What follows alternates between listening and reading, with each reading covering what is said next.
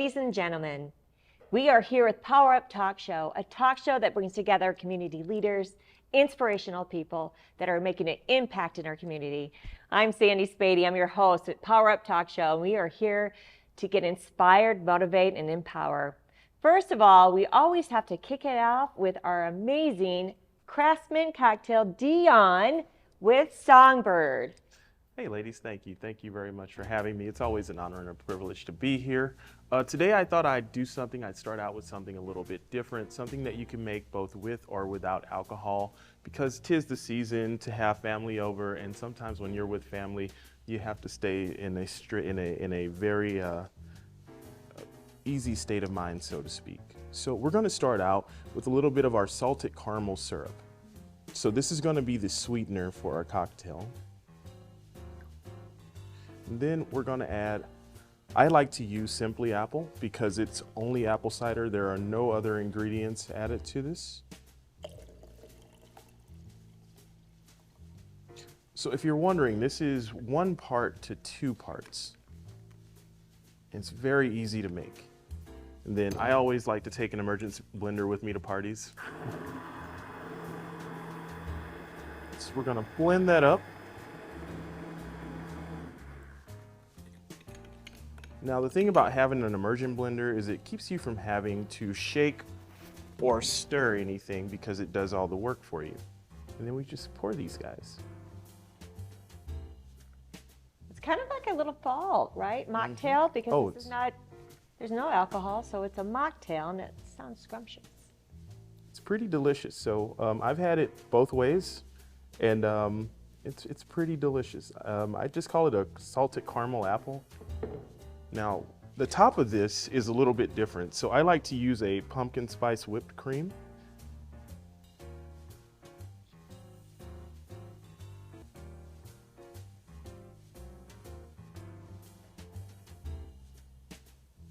Because who doesn't love pumpkin spicy? Everyone loves it. Everyone. Yeah. And then I top it off with a little pumpkin caramel sauce. And there we have it. Our caramel apple. It's so easy. Yay. Thank you, Deion Bass. You're welcome. Thanks for having me, ladies. You're welcome. We are here to power up an amazing guest. I'm so excited today. We are here, first of all, going to toast because I have an amazing guest today. I have the one and only Shannon Bingham. She is the 2024 Midwest International, and we are here to just motivate and just go on your journey of this exciting new road that you are on with your pageantry. So let's just go ahead. Well, we're going to toast, but we're not going to drink because, well, it's whipped cream. We're saving this, ladies and gentlemen. Oh my gosh, it smells delicious. I know. So a wife, mother, a co-owner of Seven Salon and Boutique. I just love that you decided to do something out of the blue. You told yourself, I'm just going to do it, right? Tell us, bring us on that journey of your pageantry, how you decided to do it, what made you want to do it, and then share that journey with us, Shannon. Sure. A couple of mentors, and first of all, thank you for having me. This is way cool. A couple of my mentors I had been talking to had mentioned maybe you should look at pageantry just to get like a different elevation to what your platform is and what you are passionate about, and bring light to some of the things that you're doing that may not happen naturally in our world. So I decided to pursue that, and this last year I was actually appointed to the title of Mrs. Nebraska International, and I went on to compete, and it was one of the most incredible journeys that I've ever been on. And this year I've been appointed by the director of the pageant system as Mrs. Midwest International. So I will get to go compete one more time, and it has been such a fantastic journey, and I see such value in it now that I've been there, that it's just been such a great journey.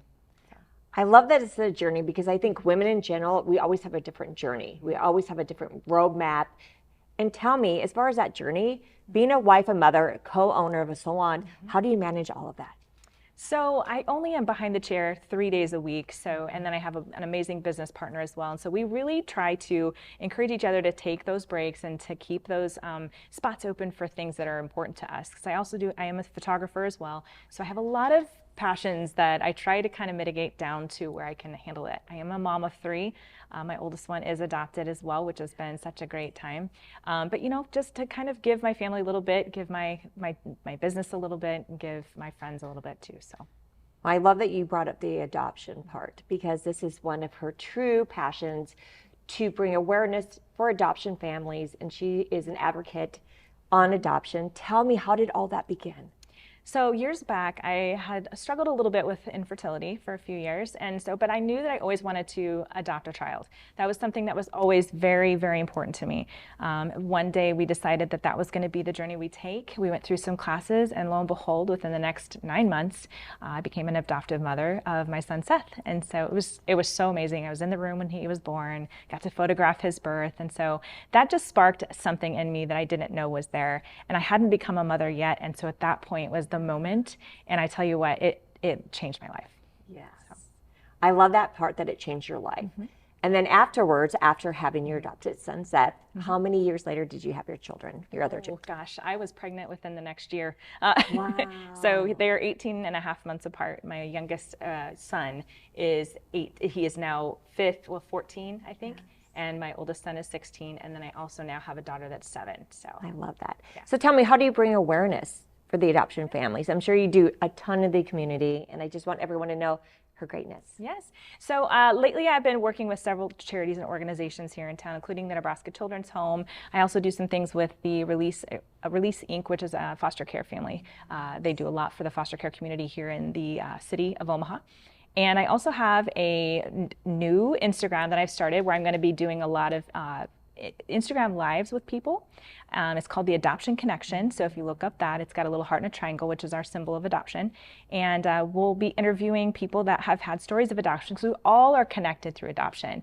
It says in the Bible that we're actually connected through Jesus' blood and adopted into the kingdom of heaven. So that's kind of my motive and mission. And then we will be able to connect families as well. So I love that. Yeah. And there's a reason, audience, why we're wearing white today. Yes. There's no accident in this, boys and girls. Tell us, what is the purpose behind white? Yeah, white is actually the color that represents and symbolizes adoption. So when thinking about pageantry and the brand and the things that I do with adoption, you know, this is a color that's going to probably transcribe through my entire journey as well. So it's kind of fun. It's not a color I actually get to choose very often as a hairstylist, because this would be ruined in 5 seconds flat in the salon. So we definitely like to try to do something a little more black in the salon, but this does represent adoption, so it's kind of fun. I love that. And I believe there's a great hashtag for that, correct? Yes. And so when we actually, next month is Adoption Awareness Month, national. And then November 9th is actually World Adoption Day. And so those are important things. So if you hashtag the Adoption Connection, that will link me, and that will also be able to something that the audience can do. If you just take a picture, make your hands into a heart, however you want, and then hashtag the Adoption Connection, it'll just open up those doors for people to say, what does that mean? What is that doing? And it'll show some works for that. So I love that it brings awareness to such a great cause. What are other ways that we could help you to bring awareness? So lately I've been going into a lot of schools and speaking involving adoption. There's a lot of things that happen in the school systems with adopted kids that maybe become bullied. They may have names that they say, or they may say mean things to them in regards to their situation. So I like to go into schools and educate a lot of the schools. And actually I've had a lot of adults reach out as well, because they want to begin an adoption journey themselves. So have me in to speak. I'd love to share more about the journey and how you can get connected and involved, and just empower people to understand what adoption is and what it's about, and what that looks like as a parent. So I love that. I love that. Tell me, the next thing is that being, the Midwest International 2024, tell us, what do you have in store for this upcoming year? Oh gosh, I have lots in store. I just did a Release Inc. golf outing. I'm on today with you, which is, I'm again so privileged, thankful. And then coming up, I'm going to be speaking at several high schools, several schools around the area about adoption. And I have many more things that I'm probably going to put into the next year, just trying to organize it to where I have still time for my family, still time for my business, and still be able to promote and secure those times with adoption. So I love that. Yeah. Now, when it comes to the high schools, is there a particular age group that you talk to? Yep. We talk to everything, and actually that's through the Heart of the Child Ministries, that actually who I go in there with. So they'll do like ultrasounds on pregnant women and kind of just educate them. So I'll come in at the adoption piece of it, and so that shows the kids that piece, and they have that option. That is one of their options for having a baby if they end up pregnant or whatever. So we usually take from 7th grade until seniors, really. Below that might be a little bit too much for them, but sometimes we'll have from 5th grade on. So. And I love that because I'm also very involved with Heart of the Ministries, and they are a great nonprofit of education, right? And I love that we both are very empowered by helping young adults. Really? And just inspiring them. Thank you for that. The next thing is being a woman in general. I know we have so much self-confidence that, you know, you have to have just be ready, right? You have to be ready to hit that stage. What do you find that helps you when you don't feel like being on the stage? That helps you when you don't feel like taking that stage or doing that talk or making that appearance? What is it that helps you do it anyway? Knowing that somebody's going to hear it, that may need to hear it. And I know that even if I don't feel like I'm needing to, I don't have the energy to do it, or if I don't feel like that, I know there's somebody out there that needs to hear something that I have to say. And that those kind of people did so many things for me in my life. So for me, I want to do that for others as well. So for me, I love that. And, you know, getting up on stage at Midwest or in the international pageants, that's like a terrifying experience for a lot of women. But to be able to, you know, showcase that confidence, and all of us built each other up so much on stage, it was an amazing experience. And so for me, I was like so energized every time I hit that stage from those women around me. I love that. And then my next question is, you would think in a competitive world, right, with women, that it sounds like they're very supportive, and I love that. I was shocked because I had a preconceived idea of what pageantry was. When I showed up, these women blew my mind. They were all so supportive, and you know, there was so many women that I thought maybe, even with my tattoos, I'm like, I saw a lot of women covering their tattoos up, and by the end of it, they were like, I had mine out the whole time, and sometimes you just don't even realize what people are going through and stuff. So, but I'm hoping to empower other women to be even more of themselves on stage with pageantry. And we're just supportive of each other. There was one girl on stage that was, you know, the first time she was walking on stage, she was real crunched over and she was not okay. And I said, put your shoulders back and walk, girl, you own this stage. And so by the end of it, you know, she was great. Mrs. Ukraine, actually, she did not want to speak on stage. She was really struggling one time, and all of us just started clapping and supporting her, because it's about that. Ultimately, it's not about the competition. It's about each other. And we are all have a mission and a motive. And so for us to all be supportive of each other, we're not competitive like that. We want to see each other win. So that's huge. And that's what I love. And that's what I love with voices also. It's being supportive, because we've all had those times in our lives where we had not really that support that we wanted. And I think as seasoned as we get, we really want to showcase and share that with younger women. Of really just finding your confidence from within, being you. I love that your tattoos are out, and it's you. And they're also, you supported the other ones that were like, I'm going to show mine too. And it's that authentic inner help, you know, that you have learned, and your confidence, that I think that the whole world needs to share, right? Well, what's crazy is I actually had a couple of people reach out to me after pageant that had seen me or watched me on social media. They were like, you inspired me to be able to go into pageantry now, because I have tattoos and didn't think that was something I could do. And so that, for me, again, it's that one person that maybe I made an impact on that was important. So that brings me to my next question.